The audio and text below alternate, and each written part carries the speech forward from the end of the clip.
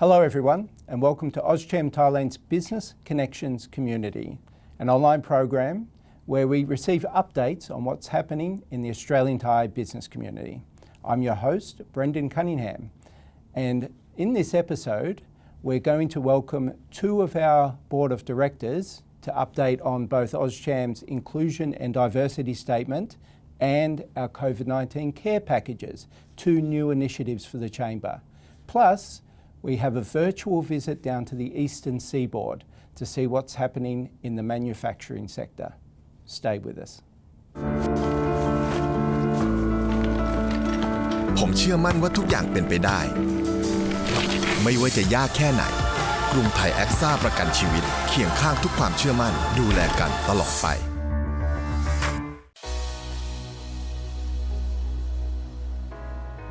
Welcome back.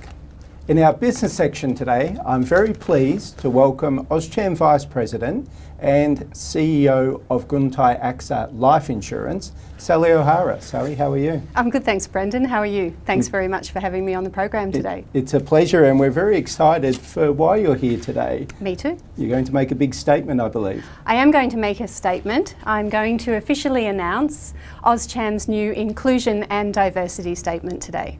Excellent. Yeah. So can you share an overview to start with of what that's about? Sure. So what I'll do in our session is take you through three key aspects of the statement. Firstly, I'd like to share about why now the AustCham board believes it's a good time to formalise this statement. And then secondly, to walk through some of the specific initiatives that are underway to really drive home our commitment to inclusion. And then lastly, and most importantly, I'd like to share how all of the AustCham members can join us in expressing their commitment to building an inclusive AustCham community. Excellent. Now, getting AustCham members involved is always the most important thing. That's where you come in, Brendan. Excellent. But let's start with the first topic. Why are we introducing this now? Okay, so actually the Australian Thai Chamber of Commerce is a very diverse group of people. It's multi-generational. We have increasing gender diversity in the activities that are launched. We have people from a range of racial, social, cultural origins, and a phenomenal breadth of experience across the AustCham membership base. So actually, all of the ingredients are there to really provide a fantastic networking and business opportunity to our members.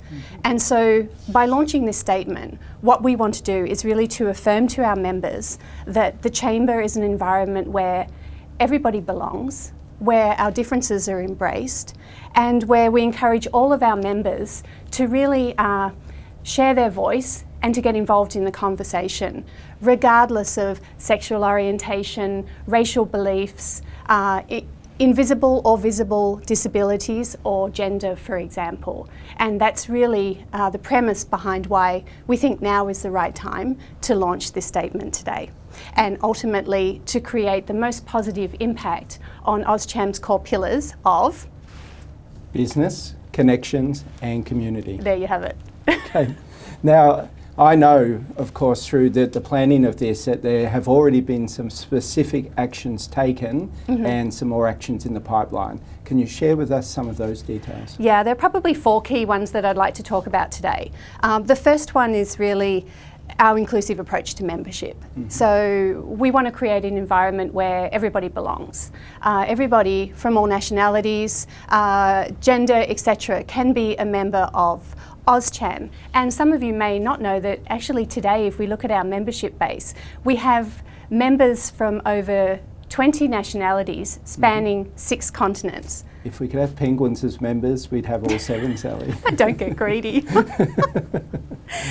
And I know, Brendan, you've told me before that one of the questions that you are often asked when you're out meeting potential members is, well, if I'm not Australian, can I join? And you have a standard response to that question, which is? I do. I get asked a lot, and my reply is always, just like Australia, AustCham Thailand is one giant melting pot.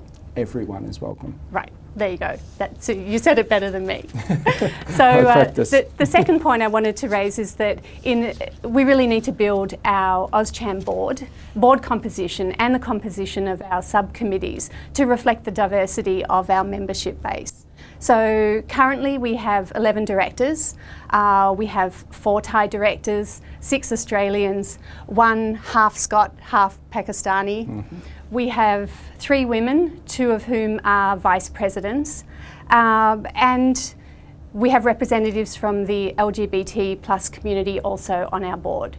So we're constantly evolving, but we think it's very important that we have this diversity at the board level so that we're really tapping into what the needs are of our membership base. And then if we move on to the support that we're providing, we want to provide support to inclusion and diversity through the committees. And you may remember earlier in the year, and I think you have a slide for it, we launched our new initiative through the Women in Leadership Committee called Walk the Talk. And we kicked off Walk the Talk in March. It was hosted by His Excellency Ambassador Alan McKinnon. And the concept here is that we bring together male and female mentors, experienced business and professional people in the community, to get together with female mentees. And rather than doing it in the office, we go outside because it's healthy and we walk and talk. And the mentees can raise their leadership and career challenges, and the mentors can share their experience. So we held the first event back in March. It was really great. And then we had another event in May coinciding with Australian Mother's Day. That one we had to do virtually because of COVID. Yes. All being well, we hope to have at least 2 or 3 more face-to-face events within the year. Sally, I can see us being back in a park walking around with the Walk the Talk initiative before we're back in a ballroom, for example. Quite possibly. So we were ahead of the curve Yes. in launching our park activity. Certainly, and I'm sure our members will be happy to come back together for that. I think so. And one other activity that we are involved in is, of course, standing in solidarity and support for the LGBT plus community. And over the last month was Pride Month, June, and over the last month or so we've been involved in a couple of events. The first one was the APCOM event, APCOM plus the Australian Embassy in Thailand, back in June the 4th. And here we had one of our AustCham members, Kun Bupawadi Awaranit, Chief People Officer at Krungthai-AXA Live. She was on the panel. And then the second event, which was just a week or so ago actually, the Oz Alumni Talk, again a collaboration this time between the Australian Embassy in Bangkok and the Australian Alumni Association. Here we had Brenton Moriello, who doesn't need any introduction, as one of our panellists. So I think to me, when we participate in the events for the LGBT plus community, we can really understand the challenges that they face, not just in business, sometimes socially, sometimes with their family. And it gives us an appreciation of what matters to them, what's important, and where we can help. And so as a chamber, yes, I think this inclusion and diversity statement helps to steer us so that we can really create the best environment for our full membership base. Certainly. Now, Sally, I believe you've made an achievement here as well through Krungthai-AXA. Yes. So congratulations on this. I did see this on LinkedIn as well. Oh, the top 100 executive allies for this year. So yeah, I know that you are doing a lot of work through your professional career, and AustCham is certainly benefiting from that as well. Thank you. Thanks very much for that. Pleasure. Great. And just lastly, on the subject of what else we're doing to really drive home our intent here, it's relating to CSR activities. And here we want to promote inclusion and diversity in the way we organise and decide upon our activities. And earlier in the year, I think you had Andrew Norton, the AustCham VP, in the studio. And he talked about his strategic focus for CSR in 2021. And at the time he commented on having 3 core pillars, health and safety, education, and the last one being inclusion and diversity. So we're working together at the board level to really make some choices that benefit our broader community this year. Certainly, yeah. Yeah. And it's all linking together. That's it is linking together. That's the idea. That's the idea, correct.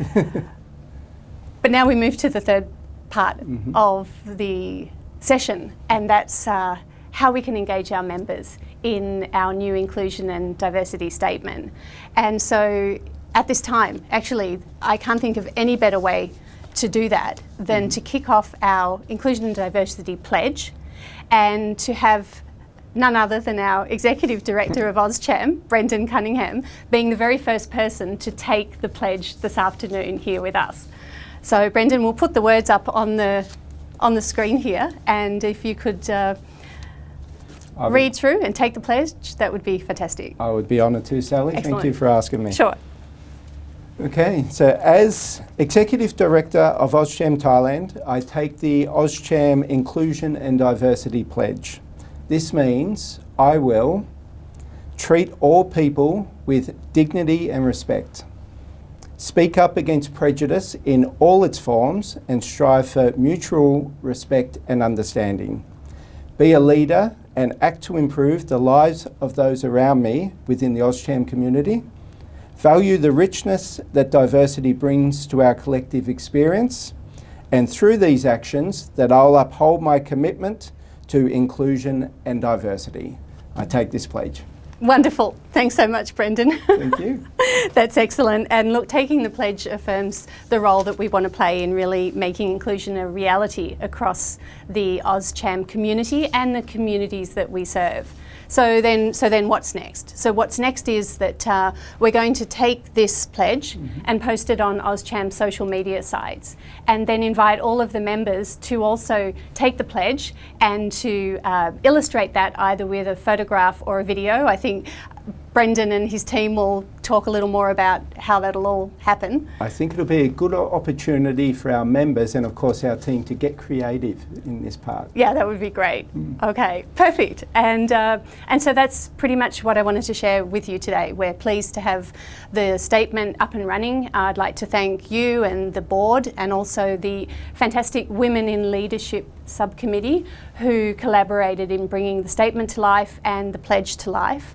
Women in Leadership, we have Kun Lak, we have Karen, Isabel, Kun Jutamat and Kun Yanisa, and I believe you have Kun Yanisa on the program in just a little while, so hi Kun Yanisa. Thank you very much for helping us bring this statement to life.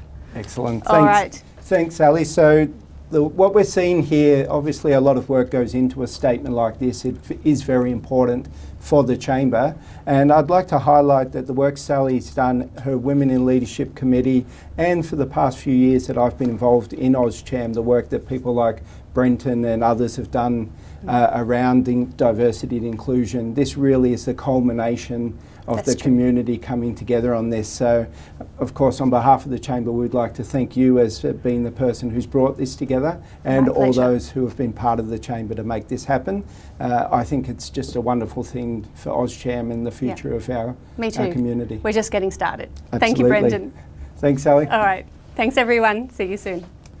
Sally O'Hara, AustCham Vice President and CEO of Krungthai-AXA Life Insurance. Coming up next, we go to Connections and we meet Kun Yanisa down on the manufacturing floor. Stay with us.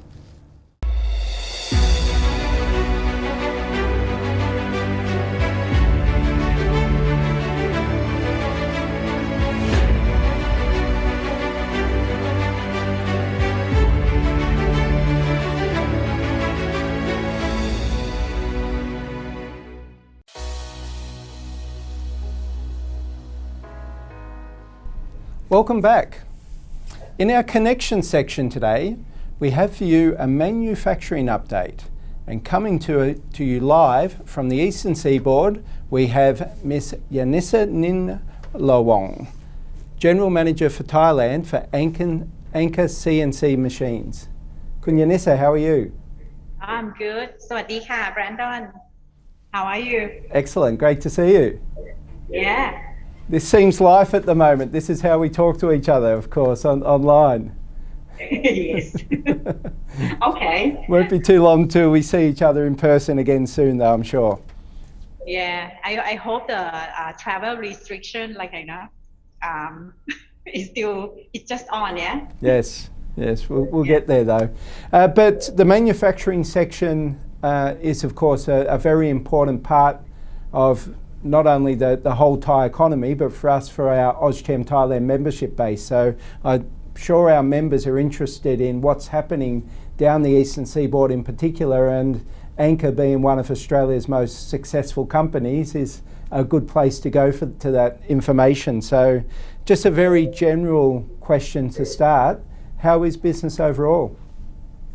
Oh, we very busy. Yeah? Our production, since January this year, is up.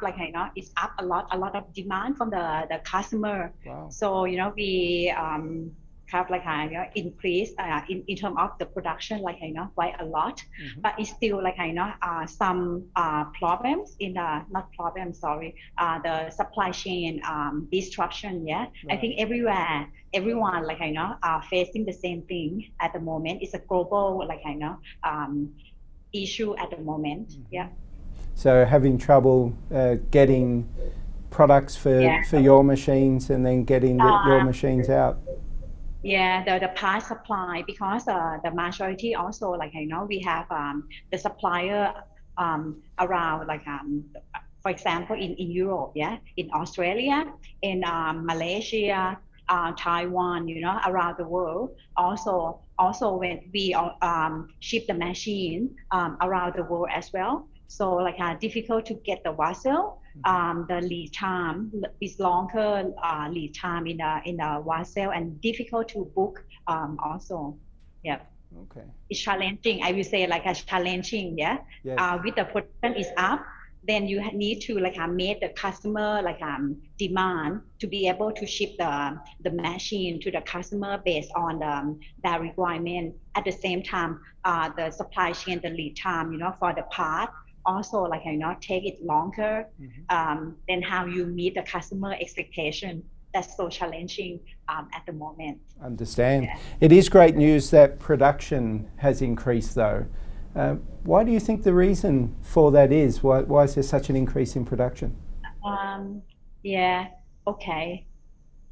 I see the thing is in the manufacturing side, there is the one is the automotive sector is a bit increase, and as an overall also in the manufacturing the demand for the electronic equipment, the IT equipment. I mean, because people that work from home more, and the other week that when I talk to back to Australia, that they mentioned about also that with people buy cars more because they're not confident in the public transport due to the COVID situation now. Yeah.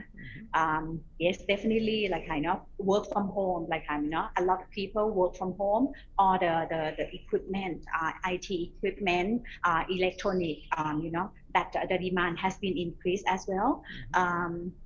Yeah, that impact to us is in a good way. Right. That with the demand is coming up.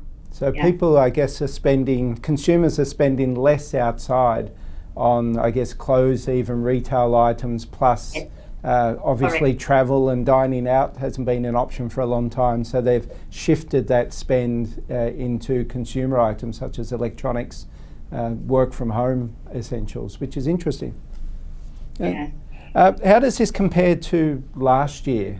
It feels, in terms of lockdown, it feels like we haven't changed from last year. But what about from manufacturing side? Yeah, last year, for us, that from last year, beginning of the year, that we can't predict the market, what the market gonna look like.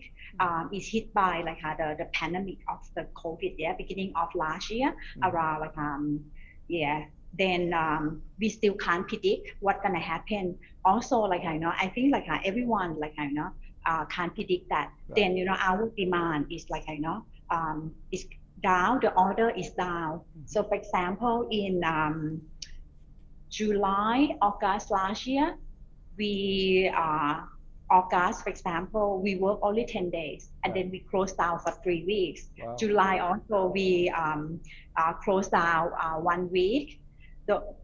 Then suddenly that around the end of last year, we see some of the demand is picking up the forecast, which is we really by October, yeah, we still like are not sure. Then by November, December, it's just only like I know the confirm on the order.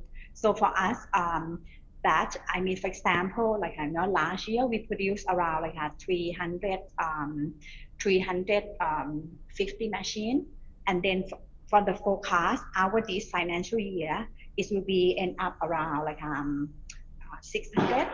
Wow. Yeah, it's increased a lot, and also like you know for Thailand at the moment, we is we call like the Thai hub or the spare part for the machine. Yeah, is shipped like out from Thailand now. So yeah. Have you needed to increase your team size to do with this increased production? Yeah. We increased the staff beginning of the year. Since beginning of the year, we increased around 30%. Wow. Yeah, of the like the direct staff. The majority is direct staff with some area, yes, indirect staff, the support team. Yeah, that are a little bit like increased on that. Yeah. Wow, that's quite a lot.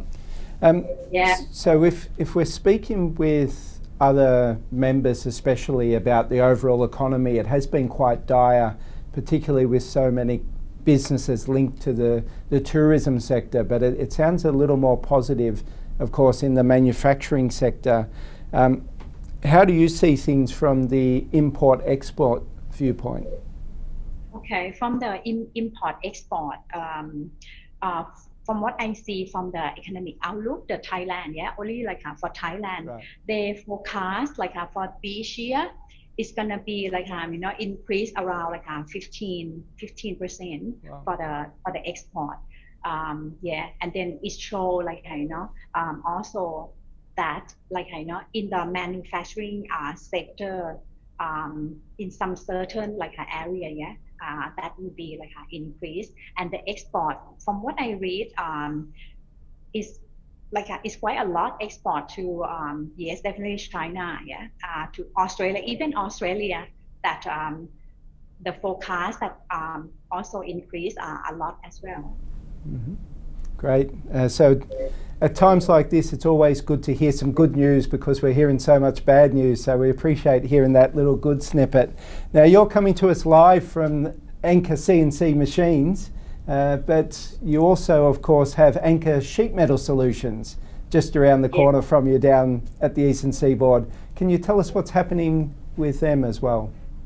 Okay, and at Sheet Metal, they also like last 2-3 months, they like rearrange the new layout to be able to like you know good with the material flow. Also like to be to have the space available because they have more machine. At the moment, last I would say 2 months, they have 3 machines already, new machine. The laser, the folding machine. This one is to improve also like the quality of the product and also expand the external sales there, because the majority for them that they sell to ANCA CNC machine, but last year also like their sales, external sales also has been increased a lot. We see the trend is still like you know continue on with like you know the high trend in that business also. Excellent.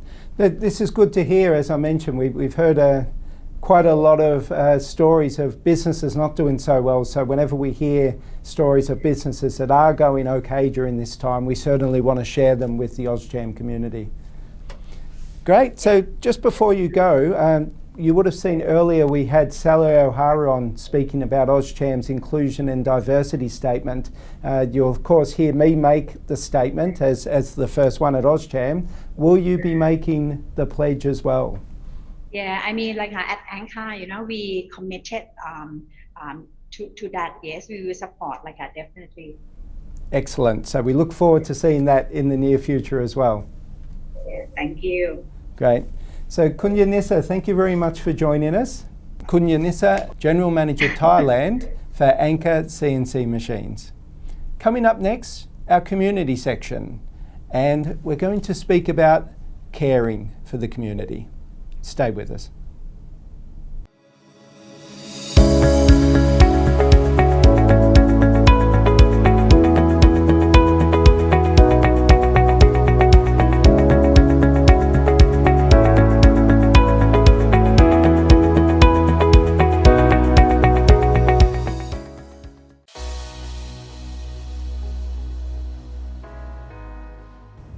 Welcome back.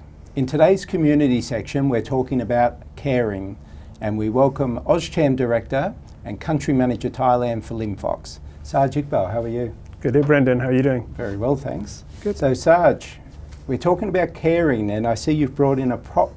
I always enjoy when our guests bring props. What's in the box? Well, I'll share what's in the box in a moment, but I'm really honoured and privileged to talk today about caring and CSR and how we can give back to the community here in Thailand with the COVID-19 care package from AustCham. Great. So where did the idea of the care package come from? In summary, it came from something we did at Linfox. We had some of our employees who were unfortunately COVID-19 positive or had come in contact with individuals who were, so had to take 14 days quarantine. So we provided this care package to them just to help them through that difficult, 14 days. Right. So we decided to try and take that forward into the community. I'm very fortunate that I'm part of the CSR committee for AustCham. So I raised it to the committee. They were very supportive because we've been trying to do something different this year.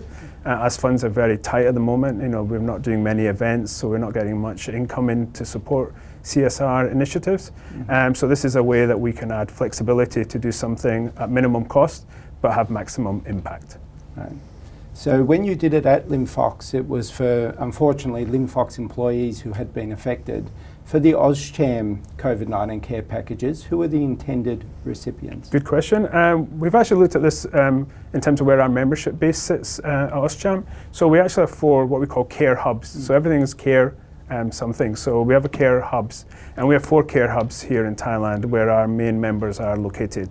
Bangkok, obviously, Chiang Mai, Pattaya, and Phuket. So we're focusing on those 4 care hubs. And then we're focusing on institutions within those 4 care hubs who really need the support. Right. So institutions such as Don Pradeep Foundation in Krungthai in Bangkok, who the Chamber is very close to and obviously is in a community that's been really hardly hit over the last few months. Rayong Hospital has been nominated by our members in the Eastern Seaboard, and One Phuket, which is another institution that's very close to our hearts. So we're still going out to members to find other institutions we can help. Based on the key criteria is we want to hit the hardest hit communities, and we want to support those who are COVID-19 positive. So they don't actually need the package when they're in hospital normally because the hospital will support them. But what we found is when they go home, they do need a little bit more support when they go home. So from what I understand, the support they do need are really the essential items. So what's in the box when they get home? I'll get to that. So in terms of the box, what I want to show first is the box. You can see here, this is probably roughly the actual size. Right. So there's a lot in the box, and there's 5 level of items in the box, which I'll go through. The key thing to mention is it's 1,000 baht donation per box.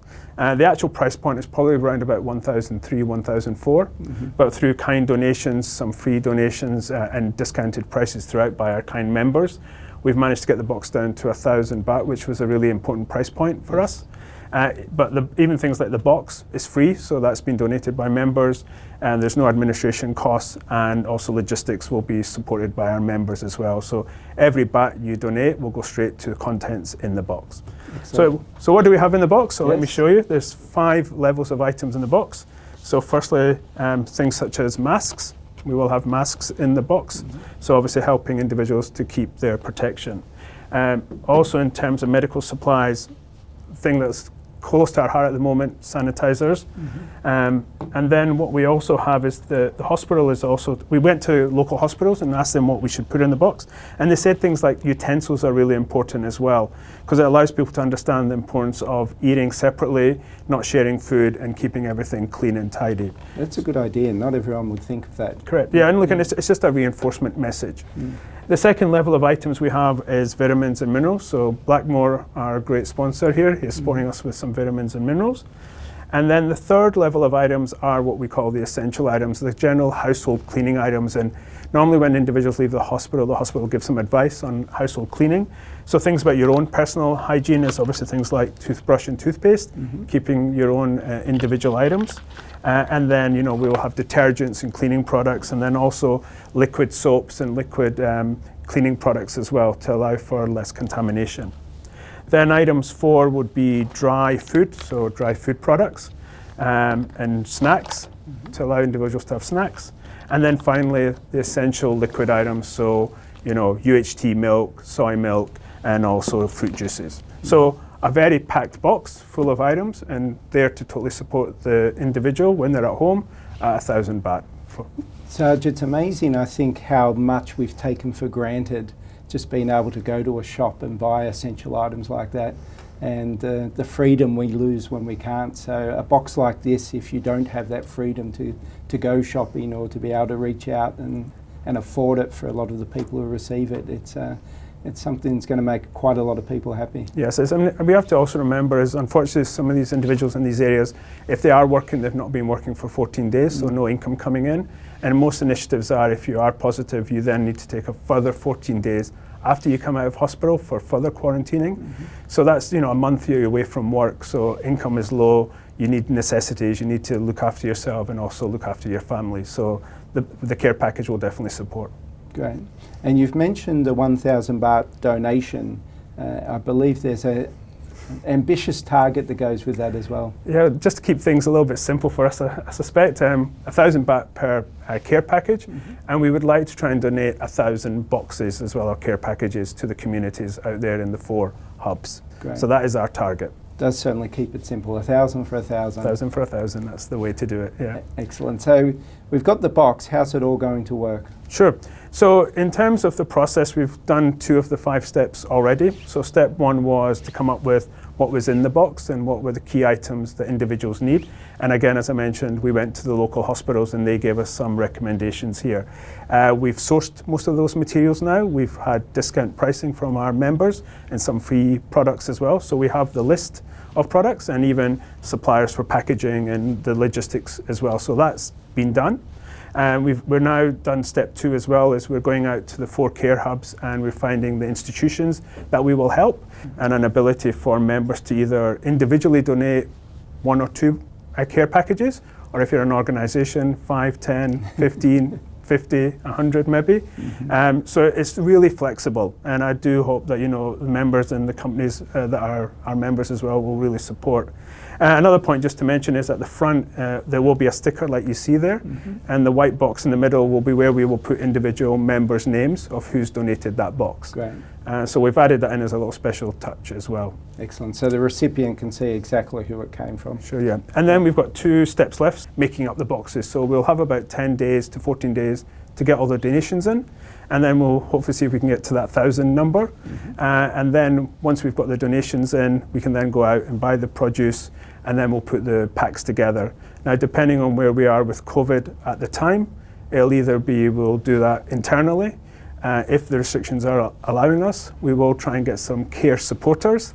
So some of our members to come and help us put some of these packs together around about the end of July, beginning of August. Excellent. Now, I know for a fact our members are very keen to come back together and meet and talk, so this could be a good opportunity with Sundowners and other events not available to really come together and catch up with your fellow members as well. Well, yeah, we're hoping that will be it, and we've gone to a couple of the hotels and they will support us with their ballrooms and stuff. So if we can and we can spread people out and maybe use a couple of venues, we'll do that, and I think it'll be a great way to get the team back together again and all of us work together on something that's a great initiative.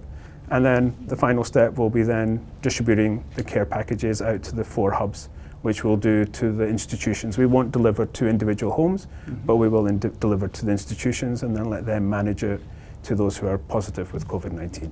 Excellent. And I'm guessing that it could go on for longer after the 1,000 hits a target. Well, we hope so.